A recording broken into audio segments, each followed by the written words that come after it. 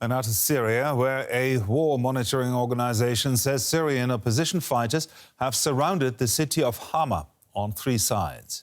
Their advance comes despite a counter-offensive launched by government forces. The rebels have already taken Syria's second-largest city, Aleppo. The government and its Russian ally have responded with airstrikes. Hama is only 200 kilometers away from the capital, Damascus, and one of the flashpoints of the country's civil war. Let's look at how the conflict got to this point. A new wave of violence is exploding in Syria. The front lines of the war had been frozen since 2020, leaving President Assad as the de facto victor. But now the conflict is threatening to reignite in a world that has changed. Some are questioning the strength of his position and whether he's capable of defeating the rebels. Assad has maintained an iron grip on power since taking over from his father after his death in 2000. In 2011, during the Arab Spring, he crushed pro-democracy protests, stifling opposition for years to come.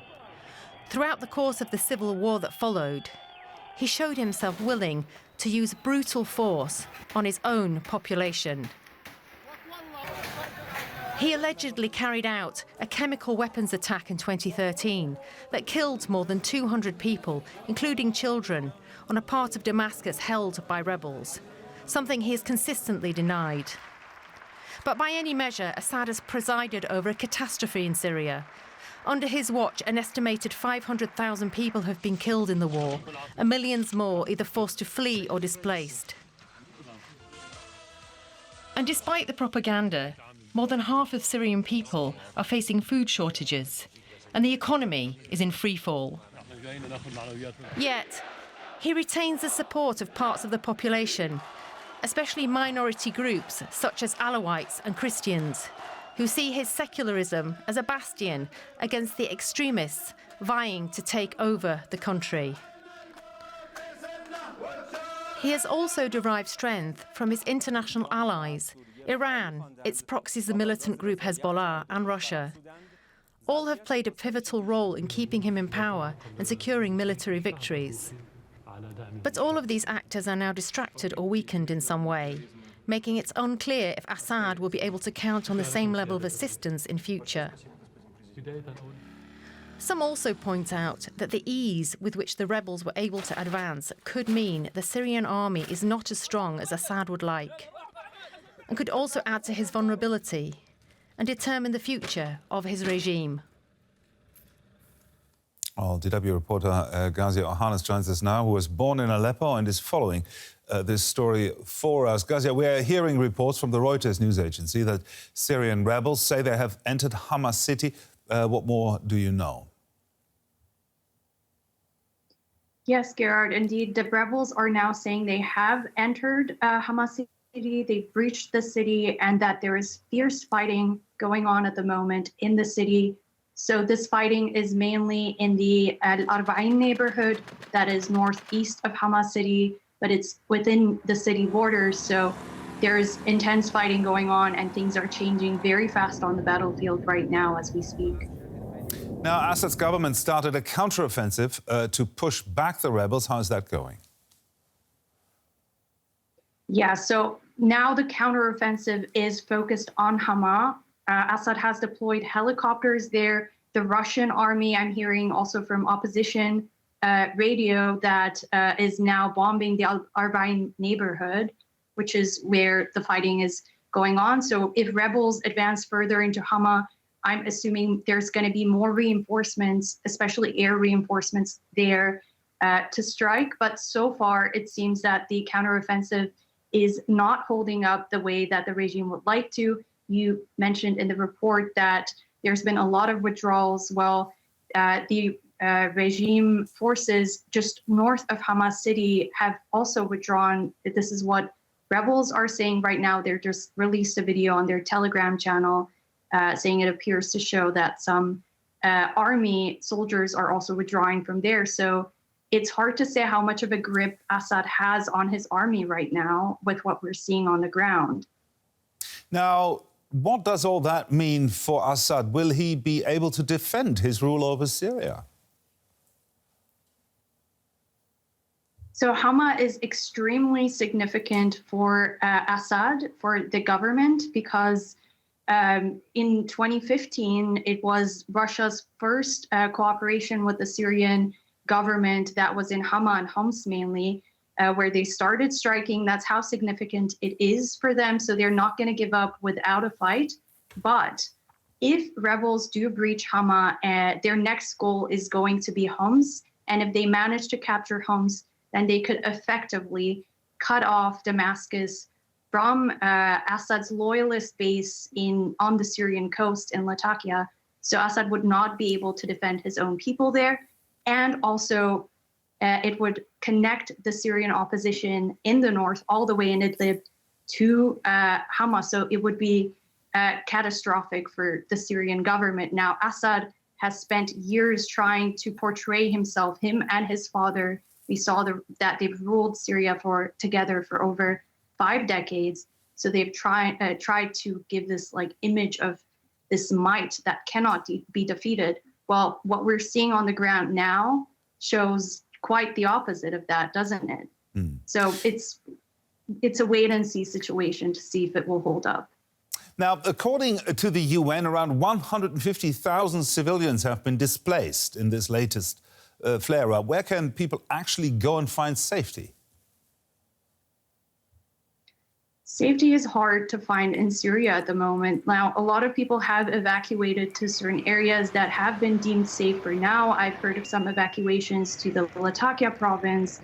I've heard of some evacuations to the Raqqa, which is Kurdish-controlled, or Kurds that have evacuated from Aleppo.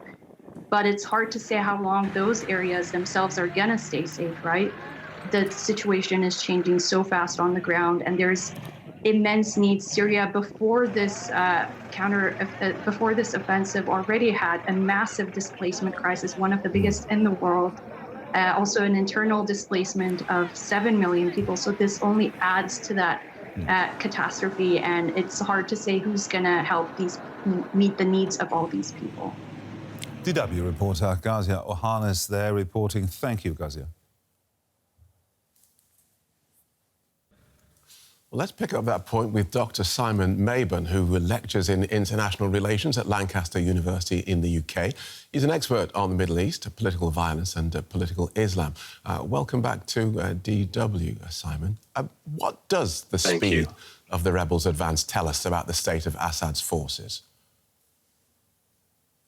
Well, I think it raises a number of questions about their inner workings, about their sense of loyalty to Bashar al-Assad, and about the extent to which the Syrian armed forces are able to rely on the backers that have propped them up so much over the past decade or so.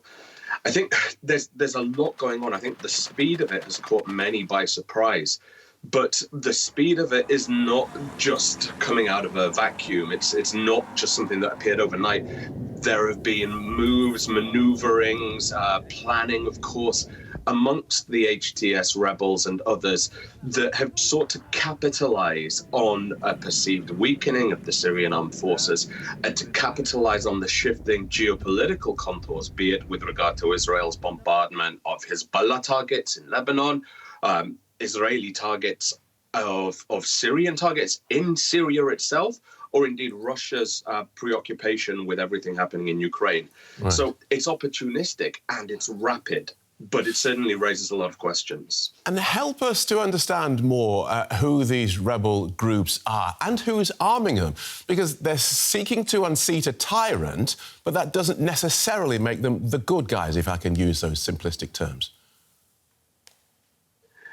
Yeah, I mean, it is very, very simplistic to say, well, Assad is bad because he's killed over 500,000 people and displaced 11 million people through the fighting. So the rebels must be the good guys. But these rebels have got long-standing ties to al-Qaeda, to Daesh, although recently the leader, Jolani, has sought to distance himself from Daesh. He's been fighting against them in some instances. He's sought to distance himself from the transnational jihadism of al-Qaeda and trying to articulate a more Salafi vision of territorially bounded political Islam. And so that raises serious questions about their relationships with groups that have been at the central in the war on terror, let's say. But it also raises questions about how HTS, the Jalani organization, and indeed others will engage with other groups in Syria, other minorities, other Muslims who don't necessarily adhere to the same vision of political Islam that Jolani and HTS are articulating. So there's, again, more questions. In terms of funding and financial assistance, of course, the suggestion is that it's Turkey and Qatar that are the ones responsible for this. But Qatar has been trying to distance itself from this. It's rejected this on a number of occasions. And Turkey is worried about what would happen if this uncertainty indeed pushes more Syrians into Turkey, more refugees, more demographic imbalance within Turkey. So again, there's question marks. Again, there's uncertainty. We don't know the granularity of what's happening right now. Assad getting support from Russian air cover at the moment. How long can he rely on support from Russia and Iran, who, as we heard in the report, have problems of their own at the moment? Yeah, well, Iran has been dramatically weakened by everything that's happened over the past year or so. And we know that that Assad was able to retain his position as president of Syria to essentially create a sort of an end game in the Syrian civil war, if you will, with the help of Iran, with the help of Hezbollah, who were fighting on the ground with him, with his armed forces, and with Russia. Now, Hezbollah has been preoccupied and decimated by Israel. Iran has been preoccupied by everything that's been happening, has been weakened by Israel. Russia has been hit very, very hard with sanctions. So the Syrian state, of course. And the ongoing fighting in Ukraine has shifted the Kremlin's focus slightly. But it does not want to lose its position of influence in the Middle East. It does not want to see Assad fall. And I would also argue that the Gulf states do not want to see Assad fall either. They've been normalizing relations with Assad, which is a very dramatic shift from how things were a decade ago, or indeed longer, when the uprisings began in Syria in 2011 and the fighting broke out. So it's a different landscape. And I don't think many actually want to see Assad fall, aside from the rebels and aside from the millions of Syrians who've been suffering under his rule. Dr. Simon Mabon, fascinating analysis as ever. Thank you so much for it from Lancaster University. Thank you.